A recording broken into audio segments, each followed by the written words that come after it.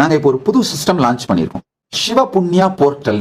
அப்படின்னா என்னன்னா, நீங்க யார் வேணாலும் தினந்தோறும் காலையில யோகா பண்ணீங்கன்னா உங்களுக்கு ஒரு யூனிட் புண்ணியா, சிவ பூஜை பண்ணீங்கன்னா ஒரு யூனிட் புண்ணியா, இல்ல எந்த உங்களுடைய இஷ்ட தெய்வ பூஜை பண்ணீங்கன்னா ஒரு யூனிட் புண்ணியா, எங்களுடைய எந்த ஆதீனத்துக்கு வந்து ஏதாவது ஒரு வாலண்டியர் சர்வீஸ், அன்னதானம் பண்றது, இதெல்லாம் பண்ணீங்கன்னா ஒரு யூனிட் புண்ணியம்.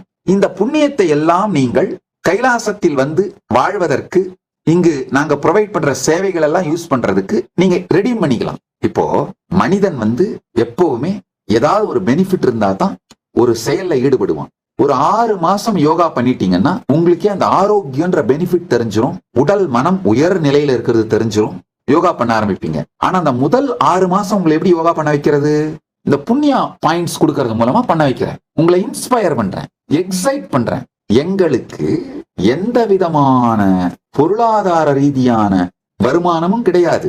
அதே மாதிரி நீங்க வந்து எங்களுடைய திருவண்ணாமலை ஆதீனத்துல ஏதோ ஒரு ஆதீனத்துல அன்னதான சேவை பண்றீங்கன்னா அந்த சேவையினால எங்களுக்கு எந்த பொருளாதார வருமானமும் கிடையாது. உண்மையில அன்னதானம் செய்வதற்கு செலவைத்தான் கைலாசா செய்கிறது. நீங்க சேவை பண்ணி அதனோட பலன் மக்களுக்கு தான் போய் சேருது. நான் ப்ரொஃபஷனல் ஆக்கியிருக்கேங்கய்யா, கமர்ஷியல் ஆக்கல.